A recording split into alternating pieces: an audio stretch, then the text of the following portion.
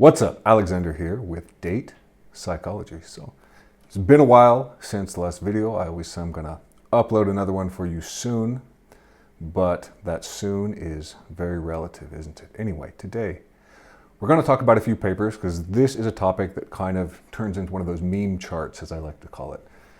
Did a polygraph, right, a lie detector machine, uncover lies about body count, right, partner count, lifetime sexual partner count, when women are put into this condition where they are given a lie detector test?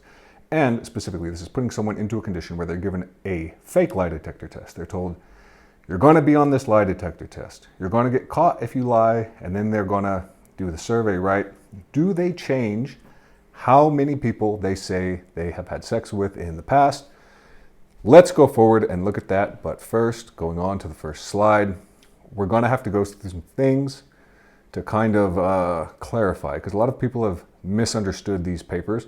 And I don't think there's something that's super intuitive to understand to begin with. So we got to start with an ANOVA, analysis of variance. So I'm going to explain this to you guys. I hope you learned something from it in a way that I think anyone can understand. No math. Hopefully you will finish this video understanding some statistics concepts. We're going to talk about a few papers, practical examples here. But going into this first, what is ANOVA? Analysis of variance. So we're looking at, mean differences based on variance in that case. When comparing multiple groups, are the means of at least two groups different from one another? So here is an example from a recent survey that I've run. This used a scale that was designed to measure social desirability bias, right? Socially desirable reporting. Do people tell the truth? And also self-deception, right? So it asks a bunch of questions that maybe people don't want to admit about themselves. Maybe they're going to lie on the survey, something like that. And we split this into three groups. I asked people, I said, are you red-pilled? Are you not red-pilled, or other? I don't know what that is. And so we have to compare these three groups. How do we do that? Well, the test that we use for that is an ANOVA, a one-way ANOVA. And it's one-way why? Because we have one continuous variable, right? In this case, we have this score on this scale, and we have three discrete variables, right? Or factors, three groups. Yes, red-pilled. No, not red-pilled, and other. We run the ANOVA. We get this F statistic that I've superimposed onto the chart. And what does that tell us? That there is no statistically significant difference. So we can't say that any of these groups are different from one another. Everyone on the survey pretty much reported the same, at least as far as the means are concerned. We don't see, that other participants were any more or less honest than our red-pilled participants in this survey. So if you were to just look at this chart without running the test, you might say, it looks like we see some difference here, right? The red-pilled group is a little bit lower, so you might just look at these box plots and you might just be like, well, the red-pilled group scored lower, so they were less honest. But you can't just look at the means. You can't just look at a graphical representation of the means, a visualization either, can you? You have to actually do the test and say, okay, we have to make sure that these groups are not just different as far as the absolute means are concerned, but also different as far as, are they statistically significant? Why is that? Because when we run this test, any significance testing, right, testing a hypothesis, we have to separate signal from noise. And if you run three different groups, you might get differences in those groups just from random variation, from error, right? The noise. We got to make sure that it's not noise. That's why you have that p-value, 0.05, kind of an arbitrary cutoff there. So we can see some difference here. You might make a mistake if you would only look at the difference, and keep that in mind because that's going to apply going forward into some of these other papers that we're going to look at in a moment. What if this was significant? Okay, what if this was significant? You have these three groups and you look at it and you say, okay, the red-pilled group scored a little bit lower than the other groups. You have to run a second test. You have to compare each of those groups with each other, right? You have to know, okay, I know from the ANOVA that at least one comparison is significant, but I don't know which one it is. So now I have to test it. I have to test if yes is different from no. I have to test if yes is different from other, and I have to test if no is different from other. So on this one-way ANOVA with three groups, you're going to have three comparisons that you have to run, which are essentially t-tests, okay? Hope that makes sense so far, but if it doesn't, keep this in mind. You have to compare the groups. You got to make sure that they're actually different from one another. The ANOVA tells you that at least one of those comparisons is going to be different. Then you have to follow up and you have to run a post hoc test to say, okay, Which ones are the different ones? Let's go on now to the next slide. There's also the two-way ANOVA, right? So in the last example, we looked at a continuous variable, right? The scale scores and 3 groups. But maybe you have multiple discrete variables, right? You have multiple groups, you have different groups. So let's say you have like men and women, and then you have this and that, and then you have a scale. Then you got to do it a little bit different. It's still an ANOVA, but now it's a two-way ANOVA. Let's look at a practical example from that. I pulled it from this website, and there should be a link to it on this slide, but maybe I took it down. But I'll put it up at the end of the video anyway if you want to get this data set and play with it. It's small anyway. So Johnson and Rusbolt, 1989. I'll read this to you. They investigated a tendency for people to devalue unselected alternatives. So if a student selects colleague A over colleague B, she will tend to devalue colleague B as a way of justifying her decision. So when you pick a person, you tend to devalue kind of competitors or rivals to that person, right? So Johnson and Rusbolt, they investigated this phenomenon in romantic relationships. They expected that single people would anticipate more happiness with a very attractive person. So if you present attractive people to single people, they're going to say, yeah, I'd be really happy being with that attractive people. If you present an attractive person to someone that's already in a relationship, however, they're going to be like, no, I wouldn't be very happy with them, right? Because they're already in a relationship, okay? So they expected that single people would anticipate more happiness with a very attractive prospective partner than with a prospective partner who was only moderately attractive. The second prediction was that people in a committed relationship would not show this pattern, as we said. Like the student attending college A, people in a committed relationship have made their choice and will devalue the unselected alternative, who in this case is a very attractive prospective romantic partner. So the researchers are predicting an interaction. The simple effect of attractiveness will be stronger for single participants than for committed participants. So reading this, you already have an idea of what's going on. You know the researchers are going to present probably like a vignette, probably a photo, something like that. I didn't read the original paper, I just looked at the data. So a romantic prospect, they're either going to be high in attractiveness or low in attractiveness. Participants themselves are either going to be single or they're going to be in a committed relationship, and they're going to rate these targets. How happy would I be if I was with that person? So going on to the next slide here. Try to visualize it like this. Think of it like this. You have a main effect. People might just rate attractive people more desirable across the board. You have a main effect of relationship status. You might expect that people in relationships just rate everyone low across the board. And then you have an interaction effect as well.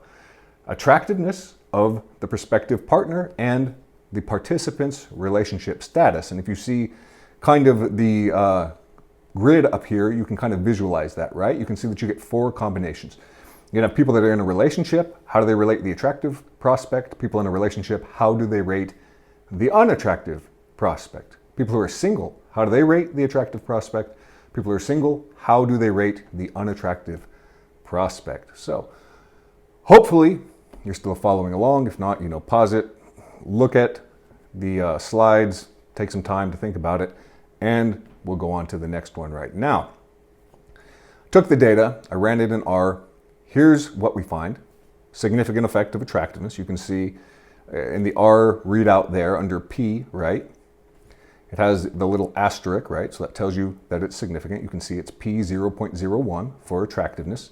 Commitment, a much lower P value, and then the attractiveness, commitment, interaction, an even lower P value than that. So what do we see? We have a main effect of attractiveness. We can expect that people anticipated more happiness with an attractive partner than with an unattractive partner. We have a main effect of relationship status, so that people in a relationship anticipated lower happiness with this person than people not in a relationship.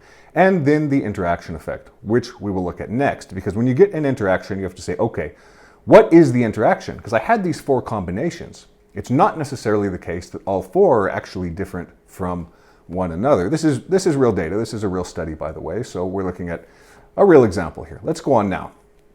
Here's a plot, an interaction plot. You can kind of visualize this and you can see how this works. Singles rating the more attractive people. They're way up there, right? So they rated them a 7. And people in relationships rating those very attractive people, oh, they rated them really low. Okay, so we see that interaction effect there, don't we? That when people are in a relationship, they rate other attractive people very low. They say, I wouldn't be very happy with that person. They're already in a relationship. And we know, not mentioned in this paper, but from other research, because it's a very well replicable effect, that when people are happier in relationships, this is an even stronger effect. So, singles rating attractive people. Yeah, I'd love to date that attractive person. People in relationships rating attractive people. No, wouldn't make me very happy.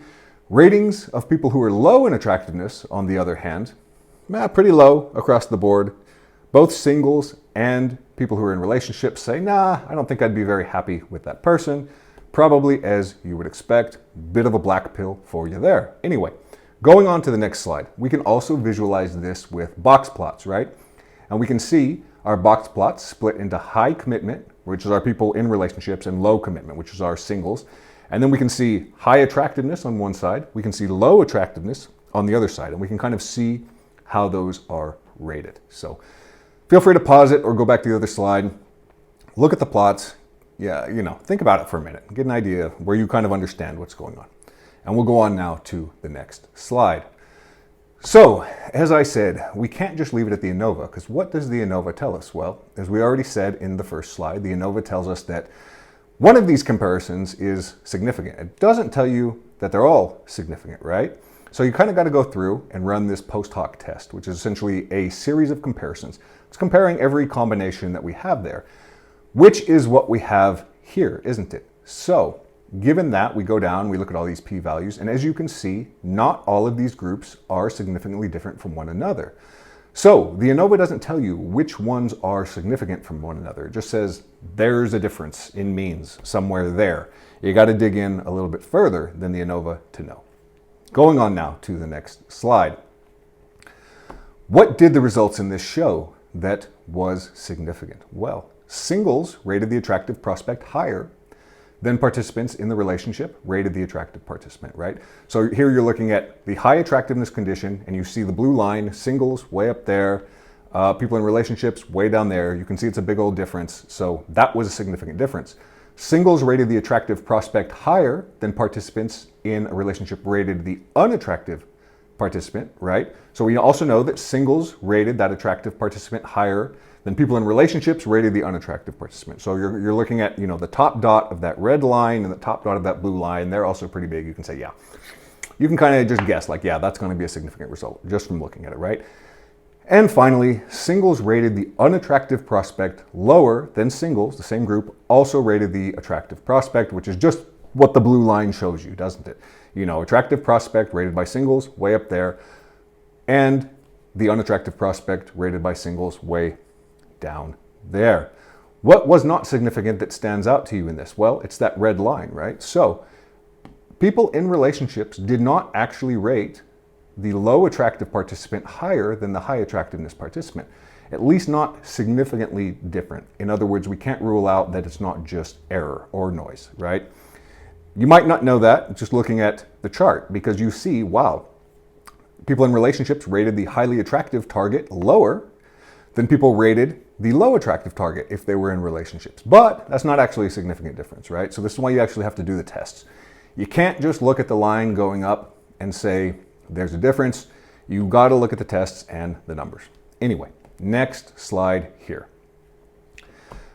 Understanding this research, since we gave a real example and kind of explain what's going on here, why do people in relationships rate these attractive potential mates so low? Why do they rate them so low? Lower, although not significant than the other. Why do they rate them lower? Why do they rate them so much lower than singles? Well, probably this is a psychological mechanism to preserve a pair bond, right? If you have your mind elsewhere when you're in a relationship, if you're evaluating other mates, if you're always seeking elsewhere, that's kind of destructive in a relationship, right? And that damages the pair bond. That's not kind of a good mental place to be in if you want to maintain a relationship, having your mind elsewhere on, romantic rivals, that sort of a thing. And, in most cases, that's pretty bad for fitness, for reproduction, that sort of a thing. Human beings are primarily a serially monogamous species.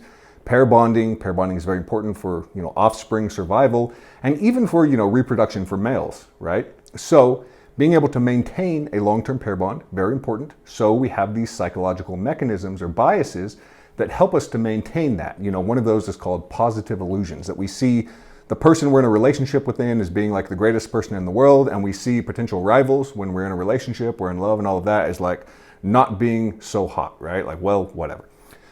So as I mentioned, note the unattractive target not actually rated higher by people in relationships, even though we see that little red line going up, not a significant result. That is where we're going to get in kind of to these next things, the main topic of the video. And with that, we can go on to the next slide. Looking at these lie detector studies, I explained in the beginning what was done. This was Alexander and Fisher, the first of these in 2003, or at least the first of these looking at, sexual partner count, that sort of a thing. It's been done across a lot of other fields, and we know that this is a methodology that works. You take people in, you tell them, they're going to be on the lie detector to test. They will be more honest with you. So we know that this works, and I'll give you an example of this working in a different study toward the end, but that's something to keep in mind. So we know this is kind of a good methodology. We can trick people into being more honest, but only if they're not being honest in the first place. So this chart has gone around a lot. Like I said, kind of a meme chart, and we see the line goes up. If you look at the line in the boxes, those are female participants, and you see that in the exposure threat condition, which is basically when someone is asked to recount their partner count, with the experimenter sitting across the table from them, the average for women was 2.6. In the anonymous condition, where they're told this is anonymous, the experimenter leaves the room, it goes up a little bit to 3.4.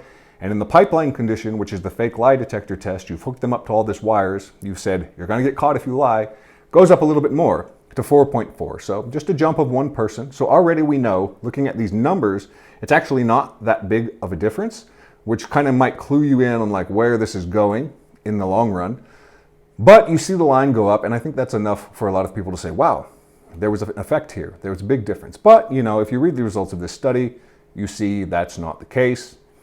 Just because you see the line going up, does it mean that you actually have something there that's real, a real effect? No, you got to run the statistical test to know that it isn't just noise. That is not just random variation from these different groups that you are comparing. And if you read the results of this paper, which I have highlighted here in yellow, you see that's the case. Number of sexual partners, the two-way ANOVA on self-reports of the number of sexual partners yielded no significant effects. So we know right off the bat when they say that the ANOVA yielded no significant effects. We know there's no effect of the condition. So pipeline anonymous exposure, and their second factor in this, right, was sex or gender. So no effect of male or female in that case. So nothing is actually there. You have that guy who coined that expression, fooled by randomness. I forget who that is. But that's kind of what you're looking at here. If you just see the line going up and you say, oh, I got something. Nope, fooled by randomness, because that's essentially what you're looking at there with a non-significant result. But let's go on to the next slide. We can examine this a little bit further. As I mentioned, you have to do these post hoc tests, right? If you do get a significant result, pretend it was significant, you can do this. We can test this a little bit further. We already know from the ANOVA, as we saw, that none of these groups are actually significantly different from one another. But we can confirm this from post hoc test, where we take each of these groups and we compare them with one another, right? So the pipeline versus the anonymous condition versus the exposure threat condition, and the pipeline condition versus the exposure threat condition. We can, essentially run t-tests on each of these combinations and see, do we have a significant difference between any of these results? They didn't do this in the paper, probably because it wasn't a significant result, but technically you're supposed to. It's a bit of an older paper. People are more inclined to do that now. Fortunately, this is something you can calculate yourself. Probably if you had a few undergraduate statistics classes, especially if they were back in 2003 when this was done, or even as old as when I did mine, you probably had to do this sort of thing by hand. Anyway, you can calculate t-statistics, degrees of freedom, p-values, and all of that just from the means, standard deviations, and the sample size. Fortunately, that's all provided in this paper. Ran it in R, and you can see here at the bottom the p-values of these, 0.46, 0.8, and 0.28. None of these are significant. So, we knew from the ANOVA as they reported, and we also know from these post hoc tests, which were not reported, but which I calculated, there's not a significant difference here. So you can't look at this chart and say, yeah, people totally changed their body count under the lie detector and all of that. No, actually, they did not. Let's go on now to the next one. So this was done in 2003. 10 years later, they said, let's give it another go.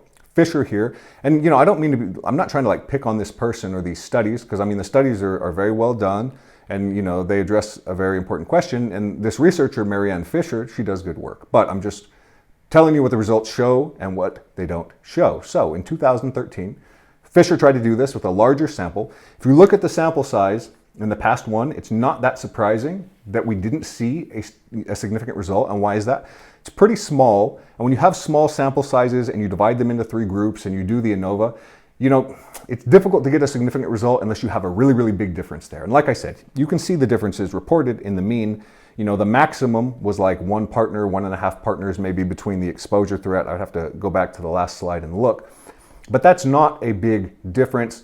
You have small sample. It's pretty clear, like, yeah, that's not going to come out significant. You need more people. Well, they went back, they did it with more people, and they also combined the exposure threat condition and the anonymous condition. They kind of collapsed those into one. Larger sample and the pipeline condition as they did previously. Hook everyone up to this fake lie detector test. And they ran a bunch of other tests as well. They asked about how many people have you had sex with just one time? So like casual sex partners, how old were you when you first had sex? So age of sexual debut. A few different questions about sex that they ran looking at these 2 different things. So once again, they found no main effects for the condition. So already we know that the non-lie detector condition versus the lie detector condition had no effect. So already we can rule out like, hey, yeah, we found something there. If you're saying like, oh, people report more under that condition, you already know that they didn't just from what's reported in the paper, right? No main effects for the condition, non-pipeline versus pipeline. But there was an interaction effect, and they described that interaction effect. Women reported more partners than men. So that's what they're saying here. Women reported more partners than men did under the pipeline condition, but not that women reported more partners under the pipeline condition than women reported under the non-pipeline condition. Let's go on now, next slide. So, given that, keep in mind what we're starting with, this idea that women report more sexual partners when you hook them up to the lie detector than they do when they're not. Is that the hypothesis, or is the hypothesis that women report more partners than men do? Because they found that women reported more partners than men under that condition, but that doesn't say that women report more partners under the pipeline than they do under the non-pipeline, right? You got to do that. So the results didn't show that women report more under the lie detector test. In fact, none of these sexual questions were significant for women between. So, like I said, they asked women, how old were you at the age of first intercourse? How many number of sexual partners did you have, which is in the chart, and also how many number of one-time sexual partners, basically casual sex partners, did you have? Again, we can run the test statistics for all of these, comparing just those groups, and we can see, again, not significant, P042, P022, and P039. So they ran this twice. They got a no result twice. Let's go on now to the next slide. What should we take away from this? Well, across these 2 studies, women didn't report significantly more partners under the bogus pipeline, the fake lie detector test, right, than they did in the anonymous conditions. You can see that the media reports of this got this very, very wrong. Here's a little Reddit one down there at the bottom. It says women's reported sexual partner count dramatically, and if you click on it, they're talking about it. No, they didn't. Bad understanding of the research, right? Obviously, these people did not look at the numbers, and really, it probably should have been fairly obvious just looking at the raw difference, which was only about 1 person, as far as the difference in reported partner count, that you either had a very small effect there or that you didn't have any effect at all. Let's go on now to the next slide. So, as I mentioned, we know that this bogus pipeline methodology works. This paper by Strang and Peterson, they looked at this. They asked about, this was just men. They put them in this pipeline condition, similar methodology and all of that. We see that men under this were 6 times more likely to admit SA. I guess you're not allowed to say that on YouTube if I understand correctly watching the fact that people won't say these words on YouTube. But you can see it in the chart here. 6 times more likely to report SA under the pipeline condition, under the fake lie detector test. So you can put people under the fake lie detector test and get them to change their answers dramatically. But once again, in the same paper, no effect on sexual partner count. So people don't change their partner count very much. Why is that? Well, probably they don't have much to change there. Maybe it's just not as taboo as people think that it is to tell someone in an anonymous survey how many people they had sex with. I mean, we're talking about people that are willing to have sex with a bunch of people. Is it really that taboo that they tell someone, a scientist, in an anonymous condition, like, yeah, I did that? Probably not. It's probably not as taboo. It's certainly not as taboo as SA is it? And yet, there you go. There you have it. Let's go on now to the last one here. Some final thoughts on this. So the results of this bogus pipeline research, rather than showing significant results, they're actually quite supportive of the fact that people probably report, more or less honestly on these anonymous surveys, right? Or at the very least, there's congruence between anonymous self-reports and how people report when they think that they're going to get caught. You would have to think that this is something that's much more taboo than SA, right? If you think like, oh no, they're never going to say that. They're not going to say it on the survey. They're not going to say it on the lie detector. They're just going to go to the grave with that. But they'll admit SA. Nah, probably not. So, I encounter this a lot online and all of this. Just kind of a niche of people. They don't like these self-reports. I mean, there's two categories of people that don't like self-report methodology, that sort of a thing. There's a legitimate kind of objection there, or at least a legitimate critique, a limitation in that sense. It's nuanced. They're like, we don't really know. People could lie. They could exaggerate a little bit. Everything we know kind of about social desirability bias, reporting and all of that indicates these effects are real, but they're probably pretty small, and they're probably pretty small specifically for sexual questions, right? And then we got people that are in a second category, which I'm going to call just the huge copers. It's just a huge cope. They see a lot of research that produces results that they don't like, and they want some kind of excuse, right? So it's basically everyone is lying. They're not telling the truth. Only I know the truth. It's fake news. So big old copers, and these are people who, if the research had produced a different result, they would totally believe that. And you can kind of see that, right? When you look at this bogus pipeline methodology, just from how much it's been shared. When people thought that, oh yeah, we got something there, it's a significant result because they misunderstood the research, they shared it, they believed the methodology, they thought it was just great. Well, I guess we'll see how they react to that, maybe if they watch this video. I got an article up on this same video going over all of this as well. Will they still believe it? Will they still like the research when it turns out that it doesn't actually support kind of what they're thinking or what they're saying? I don't know. Who knows? It's a mystery. But, people believe ultimately what they want to believe. Probably one of the biggest lessons of psychology, human behavior, the way the mind works, that we can take home, right? Is people believe what they want to believe. Some people want to believe things because they're true. Some people want to believe things because they support a very strong ideology. And probably the more that people are wedded to an ideology, the more they care about a certain result, the more they're going to cope. The more they're going to say, fake news, I don't believe it. That's fake. When, empirical examinations into the question don't provide results that they like. Anyway, hope you liked the video. Hope you learned some things about ANOVA and that first paper that we did and these lie detectors. Like, subscribe, hit the bell. We have a Patreon. Support the Patreon. Read the website. Do all of the things. I will make another video for you soon.